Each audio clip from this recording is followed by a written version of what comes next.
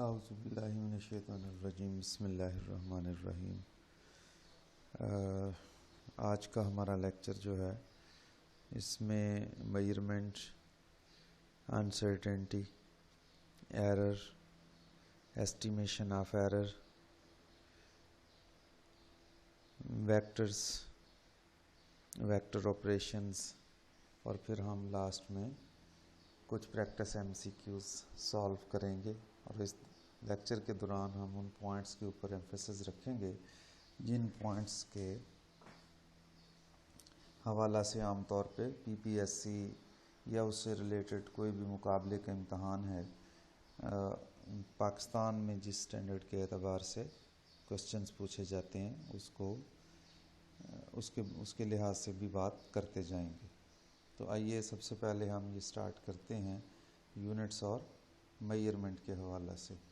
तो मेजरमेंट के प्रोसीजर में आप सब लोग वैसे भी जानते होंगे कि सबसे पहले एक स्टैंडर्ड जो है उसको मुख्तस किया जाता है और फिर उस स्टैंडर्ड को कंपेयर करने का प्रोसीजर अडॉप्ट किया जाता है जिससे हम वो क्वांटिटी मेजर कर लेते हैं। एक सादा सी एग्जांपल ले लेते हैं जल्दी से। उस एग्जांपल में आपने देखा होगा कि अगर हमने किसी चीज़ का मैस मेजर करना हो तो मैस के लिए हम फिज़िकल बैलेंस यूज़ करते हैं और फिज़िकल बैलेंस में सबसे पहले हमें एक स्टैंडर्ड का पता होता है और वो स्टैंडर्ड जो हम ऑलरेडी देख चुके हैं वो है किलोग्राम। किलोग्राम एक सिलेंडर है प्लाटिनम और रेडियम का बना हुआ जो जिसका मैस जो है वो 1 किलोग्राम माना जाता है। और ज़्यादा प्रिसिशन के लिए फिर और स्टैंडर्ड भी बनाए जाते हैं, लेकिन आम यही अभी सिस्टम इंटरनेशनल में अभी जो यूनिट है वो किलोग्राम यूज़ किया जाता है। और एटॉमिक यूनिट जो है यानी एटॉमिक मैसेज यानी मैसेज एटम्स के मैसेज को मेजर करने के लिए जो यूज़ किया जाता है स्टैंडर्ड उसको एटॉमिक मैस यूनिट कहते हैं, जो कार्बन के लिहाज से कार्बन के मैस को स्टैंडर्ड मान करके उसको मुख्तस किया जाता है। तो बहरहाल सबसे ज़रूरी बात ये है, अहम बात ये है कि जब भी आप कभी सोचो, जब भी कभी आप इसके बारे में कहीं से पढ़ो तो ये बात ज़हन में आपके होनी चाहिए कि हमेशा एक स्टैंडर्ड जो है उसको सबसे पहले मुख्तस किया जाएगा और फिर उसके साथ कंपैरिजन का कोई प्रोसीजर देखा जाएगा। और स्टैंडर्ड किलोग्राम अगर मुख्तस किया जाए तो कंपैरिजन का तरीका ये है कि आपके पास फिज़िकल बैलेंस लिया जाता है और वो फिज़िकल बैलेंस जो है उसके हवाला से जो आपका गिवन मैस होता है, गिवन क्वांटिटी होती है, उसको एक पलड़े में आप डाल देते हैं और दूसरे पलड़े में जो है वो मैस डाल देते हैं और एक पलड़े में बाट जिसको आप कहते हैं, जिसको स्टैंडर्ड बाट कहते हैं, जैसे 1 kg है सपोज करो, और इधर हम क्वांटिटी रख देते हैं। जब ये फिज़िकल बैलेंस हो जाता है यानी दोनों पलड़े बराबर हो जाते हैं तो उस सूरत में हम कहते हैं कि जितना मैस इधर है उतना मैस ही इधर है। तो अगर हमने यहाँ पे 1 kg का बाट डाला हुआ तो इसका मतलब है कि यहाँ पर ये फिज़िकल क्वांटिटी भी 1 kg है। ये जस्ट एक सादा सी एग्जांपल थी, आप लोग ऑलरेडी फेमिलियर होंगे इस तरह के प्रोसीजर के लिए। अब यहाँ पर जो मसला है वो ये है कि हमने अब ये जो स्टैंडर्ड है और जो मेजरमेंट का प्रोसीजर है उसके लिए मखसूस कर लेना है सारी प्रोसीजर को भी और जो स्टैंडर्ड्स बनाए हैं उनको भी। तो इसलिए उसके लिए एक स्टैंडर्ड यूनिट्स का सिस्टम आमतौर पर बनाया जाता है जो किसी एक इलाके में भी राइज हो सकता है, जो इंटरनेशनली भी राइज हो सकता है, या कुछ कंट्रीज़ उसको यूज़ करेंगे, कोई दूसरे कंट्री कोई दूसरा यूज़ करेंगे। लेकिन हम साइंटिफिक कम्युनिटी वालों ने इस के लिए एक स्टैंडर्ड सिस्टम जो है उसको मुख्तस कर लिया हुआ है और उस स्टैंडर्ड सिस्टम का नाम हमने इंटरनेशनल सिस्टम या सिस्टम इंटरनेशनल, जो कि एब्रीविएट इस तरह किया जाता है, वो किया जाता है। और ये 1960s में इसका क़याम हुआ और इसमें जो डिफरेंट क्वांटिटीज़ हैं उनकी डेफिनेशन की गई पर्टिकुलरली बेस क्वांटिटीज़ की डेफिनेशन स्टैंडर्ड की डेफिनेशन की जाती है और फिर उन्हीं स्टैंडर्ड्स को डिराइव्ड क्वांटिटीज़ के यूनिट्स को बनाने के लिए इस्तेमाल कर लिया जाता है। इसलिए बुनियादी तौर पे जो इम्पोर्टेंट बात है वो स्टैंडर्ड इस्टेब्लिश करना है बुनियादी क्वांटिटीज़ का। तो उसमें भी फंडामेंटल क्वांटिटीज़ 3 आ जाती हैं, टाइम है, लेंथ है और मैस है। तो टाइम के लिए जो स्टैंडर्ड यूनिट है वो डिफरेंट वे से हिस्ट्री में बयान किए जाते रहे, लेकिन जो अब लास्टली है, जो अब एक्सेप्टेड है और उसमें एक्यूरेसी मैक्सिमम है, वो अब हम देखेंगे यहाँ पे। उसके लिए हम यहाँ पे ये डेफिनेशन है कि 1 second is defined as the time required for this number of cycles of microwave radiations. अब ये ख्याल रखना है कि माइक्रोवेव रेडिएशंस जो हैं, जो भी हम वहाँ पे स्टैंडर्ड मुख्तस करेंगे, माइक्रोवेव रेडिएशन जो हैं उसके एतबार से हम अगर इतने साइकिल्स उसके जितनी देर में कंप्लीट होंगे माइक्रोवेव रेडिएशंस के, उसको हम 1 सेकेंड कहते हैं। फिर इसी तरीके से वो कहता है, इसमें फिगर 1.3 आप देख लें। फिगर 1.3 जो है वो ये है। इसमें सीजियम एटम उसने कंसिडर किया गया है। इसमें आउटर मोस्ट इलेक्ट्रॉन है इस सीजियम एटम में, सीजियम, और फिर वो इस आउटर मोस्ट इलेक्ट्रॉन का जो एटॉमिक क्लॉक हम बनाते हैं, उसमें ये फिनोमिना है वो ये है कि uses to tune the microwaves in this exact frequency. कहता है कि ये एग्जैक्ट फ्रीक्वेंसी है सीजियम एटम के लिए, इसको हम ये यहाँ पे उसने शो की हुई है साइकिल्स पर सेकंड। तो 1 सेकंड में इतने साइकिल्स हैं, तो इसको हम 1 सेकंड कहते हैं कि जिसमें वो फ्रीक्वेंसी के साइकिल का मतलब हर्ट्स है। आप नंबर ऑफ वेव्स भी आप इसको कह सकते हैं, जो आपका आइडिया हो कि जो वेव से रिलेटेड फ्रीक्वेंसी होती है उसका क्या कॉन्सेप्ट होता है। तो नंबर ऑफ साइकिल पर सेकंड इतने जो हैं अगर पास करें तो हम उसको फ्रीक्वेंसी कहते हैं, लेकिन अगर इतने साइकिल्स के लिए जितना टाइम चाहिए उसको हमने स्टैंडर्ड बना लिया हुआ है और वो स्टैंडर्ड है 1 सेकेंड। अब नेक्स्ट जो है वो लेंथ है। लेंथ का भी नया स्टैंडर्ड यूज़ करते हैं। पुराना स्टैंडर्ड तो आपने जो आमतौर पे किताबों में पढ़ा देखा होगा, उसको आप कहते हैं कि ये एक रॉड है जिसकी लेंथ को 1 मीटर माना गया है।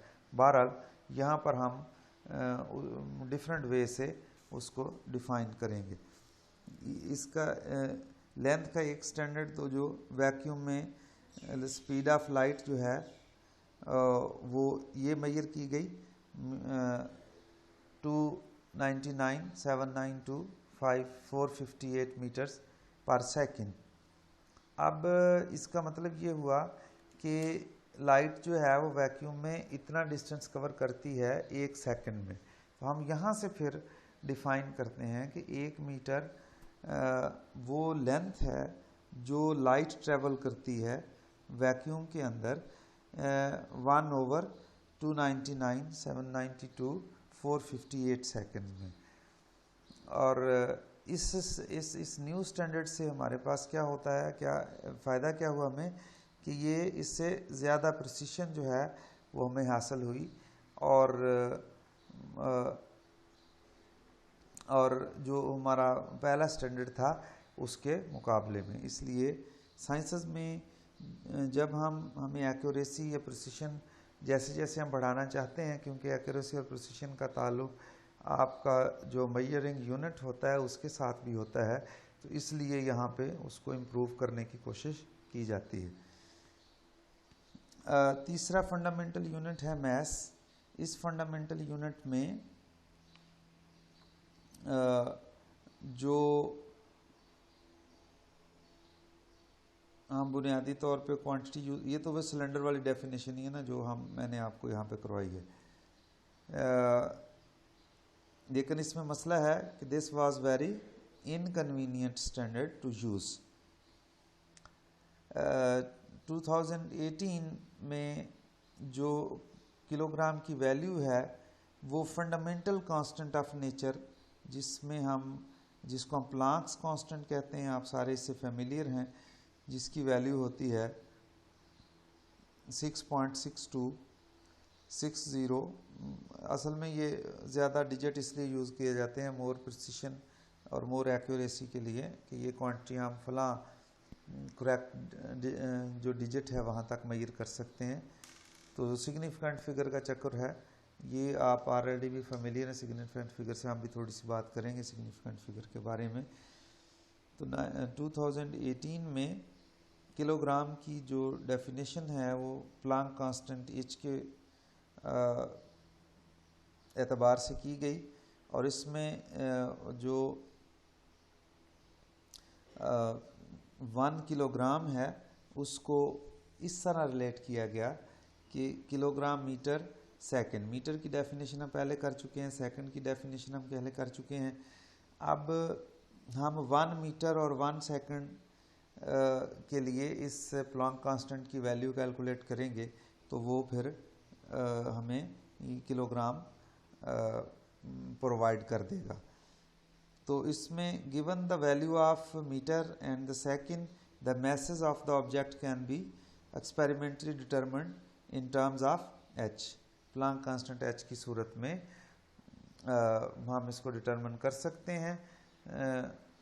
तो यहाँ पे बस उसने जस्ट ये एक बताया हुआ है कि 1 ग्राम है जो किसके इक्वल होता है, वो हमें पता ही है कि 10⁻³ और फिर आमतौर पे यूनिट्स, छोटे यूनिट्स को या बड़े यूनिट्स को बड़े नंबर्स के साथ रिप्रेजेंट करने के बजाय हम उसमें प्रीफिक्सेस वगैरह यूज़ कर लेते हैं। जिस तरह हम 1000 किलोमीटर को इस तरह लिखने की बजाय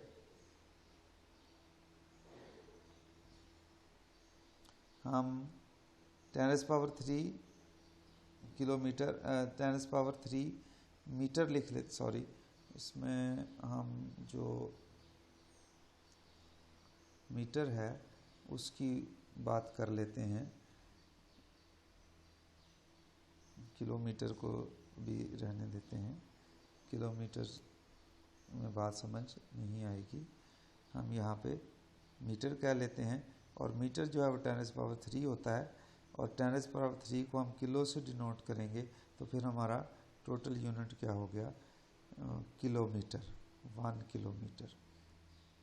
तो ये किलो क्या है, ये प्रीफिक्स के तौर पे यूज़। इस तरह बहुत सारी जगहों के ऊपर हम प्रीफिक्सेस वगैरह यूज़ करते हैं, और उन प्रीफिक्सेस को ये यहाँ पे किलो, किलो और किलो और भी प्रीफिक्सेस हैं जो यूज़ होते हैं, ये आप सब आपको याद होने चाहिए। ये कुछ प्रीफिक्सेस आपकी किताब में यहाँ पे उसने दिए हुए हैं, और भी मैं आपको दिखाता हूँ। ये लेंथ के लिए भी उसने कुछ स्टैंडर्ड जो आमतौर पे इस्तेमाल होते हैं वो यहाँ पे मेंशन किए हुए हैं। वैसे हमें पता है कि इनकी पूरी एक लिस्ट होती है। बहरहाल ये आपने देखने हैं कि किस तरीके से हम यूज़ करते हैं इसको। यूनिट की कन्वर्जन है, कन्वर्जन में आमतौर पे एक ये छोटी सी एग्जांपल दी हुई है उसने, ये गाइडेंस के तौर पे आपने लाजमी तौर पे देखनी है, क्योंकि इस एग्जांपल के सॉल्व करने से आपको ये आइडिया हो जाएगा कि हम किस तरीके से छोटे यूनिट से बड़े यूनिट या बड़े यूनिट से छोटे यूनिट में जाते हैं। जैसे यहाँ इसने एक एग्जांपल की थी कि सेंटीमीटर क्यूब से हम कैसे मिलीमीटर क्यूब में जाएंगे। अच्छा, आप लोग चूँकि बुनियादी तौर पे पीपीएससी की एग्ज़ामिनेशन की तैयारी कर रहे हैं, तो पीपीएससी के एग्ज़ामिनेशन की तैयारी का जो इम्पॉर्टेंट पॉइंट है वो ये है कि आपको 1 नहीं, 2 नहीं, 4 नहीं, बल्कि बहुत सारी छोटे छोटे जो कॉन्सेप्ट्स हैं उनकी अंडरस्टैंडिंग अगर होगी तो आप फिर वहाँ पे एमसीक्यू सॉल्व करते हुए फ़ौरन सही आंसर के ऊपर कन्वर्ज कर सकते होगे।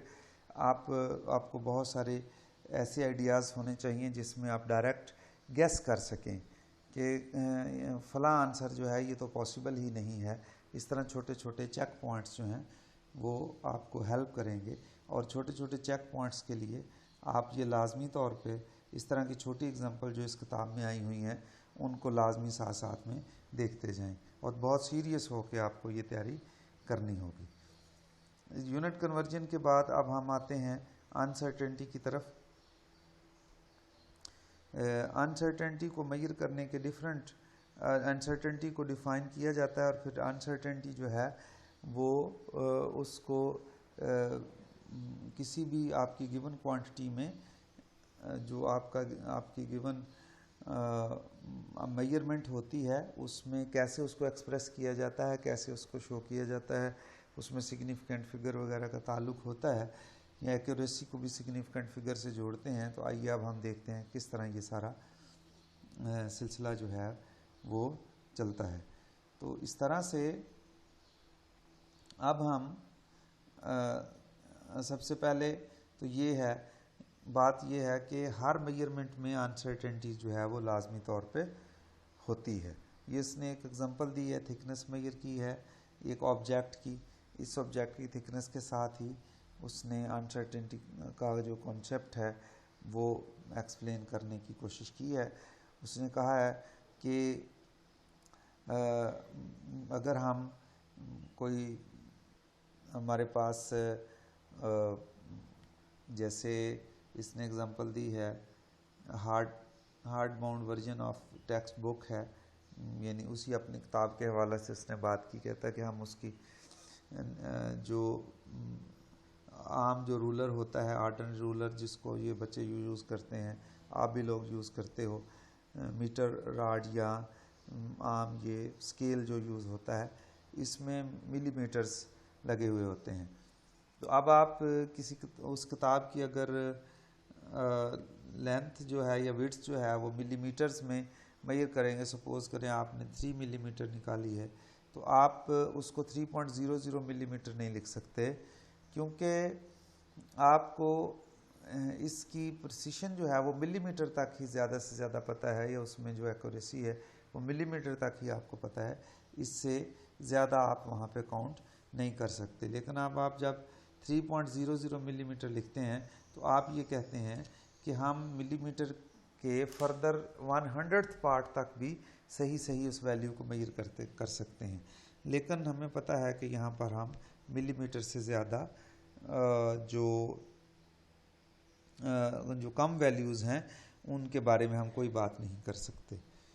ठीक है, तो इस तरह से ये इसने फिर कहा है कि अगर ऐसी सूरत हाल हो तो उसमें यानी जिसमें आप लिखते हैं कि 3.0 मिलीमीटर है तो आप एक्चुअली ये कह रहे हैं कि जो थिकनेस है वो 3.00 mm, 2.85 mm या 3.11 mm के इन बिटवीन है। तो आपने ये वैल्यू रिकॉर्ड की हुई है, जबकि हमें ये पता ही नहीं है, हम इससे ये मेजर ही नहीं कर सकते कि जो वैल्यू है वो मिलीमीटर के फर्दर कौन से पार्ट तक जो है वो सही है। तो इसके लिए प्रोसीजर जो है उसका तरीक़ेकार, मेजरमेंट का जो तरीक़ेकार है उसके बारे में आपको थोड़ा सा आइडिया होना चाहिए। मैं उसके बारे में थोड़ी सी बात करना चाहूँगा यहाँ पर। वो ये है कि अगर आप किसी पेंसिल की या किसी बुक की मेजरमेंट करते हैं इस तरह से, तो आपको याद होगा अगर वो पेंसिल यहाँ तक है, फ़र्ज़ कर लें ये टिप है उस पेंसिल की यहाँ पर, तो आपके पास ये अगर फ़र्ज़ किया ये आ गया 3.2 सेंटीमीटर और ये हो गया 3.3 सेंटीमीटर। अब देखें ये जो पार्ट है, इतना पार्ट है लेंथ का ये वाला, इसके बारे में आपको कोई इन्फॉर्मेशन नहीं है।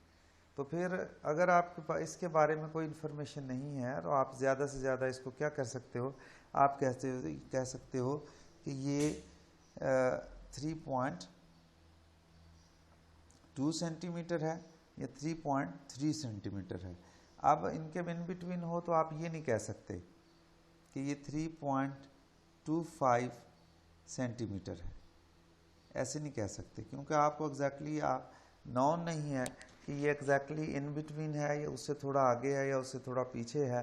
तो इस तरह से आप ये जो एक्यूरेसी वाला ये जो डिजिट है ये डाउटफुल है, ये वाला, ये आप 2 और 3 इसमें से कोई एक लिखोगे। उसका प्रोसीजर आमतौर पे आपने सीखा हुआ है कि अगर वो मिडल से इस तरफ हो तो फिर नेक्स्ट वाला काउंट करते हैं, अगर वो मिडल पर या मिडल से पीछे हो तो फिर ये पीछे वाला जो डिजिट है वो यूज़ करते हैं हम, ठीक है। और हाँ, अगर वो ये 2 हाफ से हाफ पर होता है या हाफ से आगे होता है तो फिर हम इसकी वैल्यू जो है वो 3.3 लिखते। जब ये हाफ से पीछे है या और इस हाफ से आगे है तो फिर उस सूरत में हम इसको 3.2 ही हमेशा लिखते। अब देखें हमारे पास सर्टन अनसर्टेनिटी है यहाँ पर, ये है कि यहाँ से लेकर के इस पॉइंट से ले, अगर हमने 3.2 रिकॉर्ड किया हुआ है तो इस पॉइंट से लेकर के इस पॉइंट तक कहीं भी इसकी वैल्यू हो सकती है।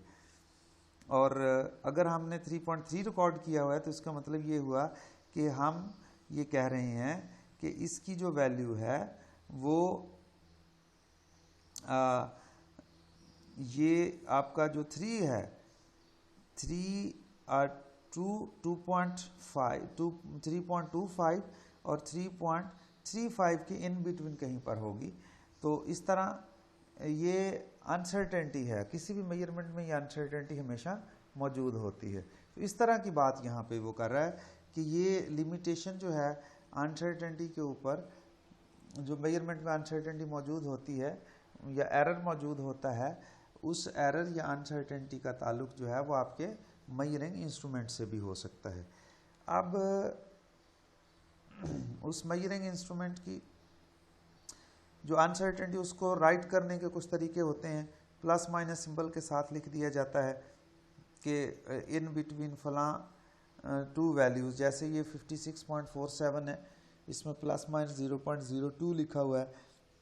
तो प्लस माइनस का मतलब ये हुआ कि ये इसमें 47 में 0.02 प्लस करने से और या 56.47 में 0.02 माइनस करने से जो 2 वैल्यूज़ आएंगी, हमने जो वैल्यू रिकॉर्ड की हुई है यहाँ पे 56.47, ये एक्चुअली बिटवीन हो सकती है 2 वैल्यूज़ के 56.49 और 56.45 के इन बिटवीन कहीं पे ये वैल्यू हो सकती है। एक और भी इसको राइट डाउन करने का तरीका है, वो ये है कि जैसे ये 1.6454 है, इसमें प्लस माइनस 0.0021 हमने ऐड या सब्ट्रैक्ट करना है, तो उसको पेरेंथेसिस में इस तरीके से लिख दिया जाता है। और इससे अंडरस्टूड होता है कि ये जो हमने प्लस माइनस ये ऐड करना है उसमें ये कैसे याद रहेगा हमें कि ये 2 ज़ीरोज़ लगाने हैं।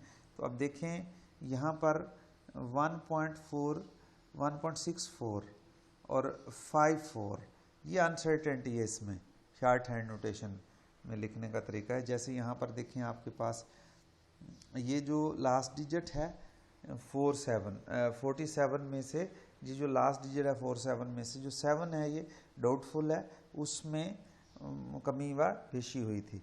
अगर हमारे पास हम और ज़्यादा प्रिसिशन है उसमें तो ये 54 जो है जब हमने इसमें 0.0021 ऐड करेंगे तो ये 54 में 21 ऐड होगा।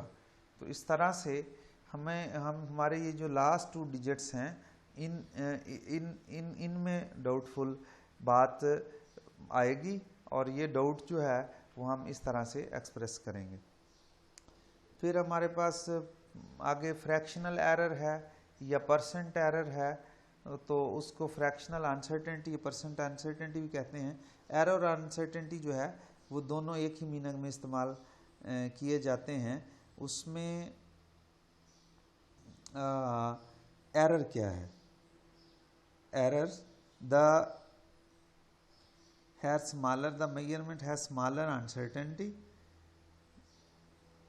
और the uncertainty is also called error because वजह क्या है उसकी, it indicate the maximum difference there is likely to be between measured value and the true value. यानी एरर या अनसर्टेनिटी जो है उसका ताल्लुक किस बात से है कि आपने जो वैल्यू मेजर की है उसमें और जो असल वैल्यू है उसकी उसमें डिफरेंस कितना है, ये एरर है। और हम आमतौर पे ये कोशिश करते हैं कि उसमें जो मैक्सिमम डिफरेंस है उसके बारे में बात की जाए।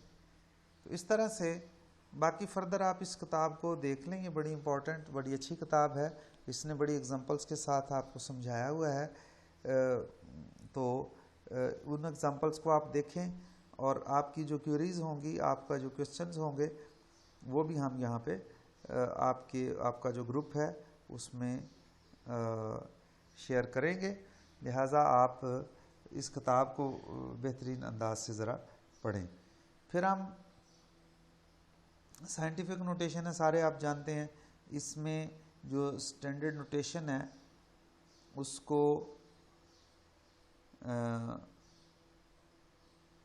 पावर्स ऑफ 10 में लिखा जाता है। जैसे ये एक नंबर है उसको उसने इस तरह पावर्स ऑफ 10 में लिखा। ये सब आप इससे फेमिलियर हैं, मुझे इसके ऊपर ज़्यादा बात नहीं करनी चाहिए।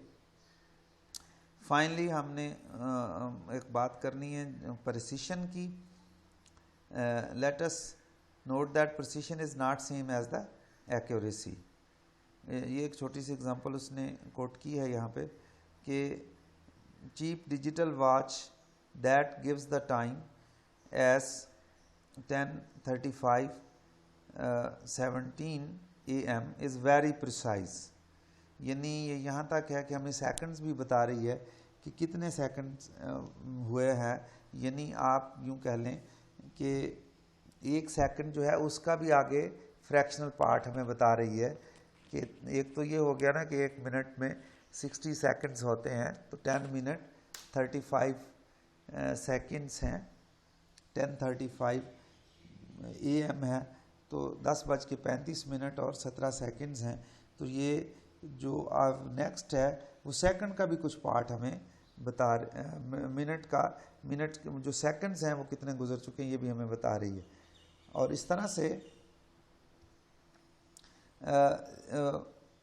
वो कहता है कि ये सेकंड हम बताएं, but if the watch run several minute slow, और अगर ये वॉच जो है वो स्लो चलती है यानी टाइम लूज़ करती है यानी पीछे रह जाती है जिसको आप आमतौर पर कहते हैं, तो ये एक्यूरेट नहीं है, इसमें एक्यूरेसी कम है, प्रिसाइजनेस ज़्यादा है।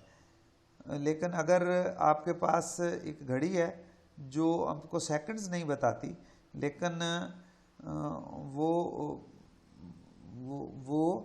प्रिसाइज नहीं होगी लेकिन एक्यूरेट होगी, अब वो टाइम भी सही बताए, ठीक है ना, display the accurate time very accurate, but the clock has no second hand, जिसकी वजह से यानी सेकंड वाली सुई उसमें है ही नहीं, इसलिए वो प्रिसाइज नहीं है। तो प्रिसाइज नहीं है। अब जो हाई क्वालिटी मेजरमेंट होती है उसकी दो प्रॉपर्टीज़ होती हैं, एक वो बहुत प्रिसाइज होती है और एक वो बहुत एक्यूरेट होती है। इस तरह ये प्रिसिशन और एक्यूरेसी का कॉन्सेप्ट है। तो next estimate of order of magnitude है और अनसर्टेनिटी के बारे में देख लेते हैं। इसमें कोई और बात की हुई है, बस यही है। अच्छा, ये एक छोटी सी बात रह गई है सिग्निफिकेंट फिगर वाली।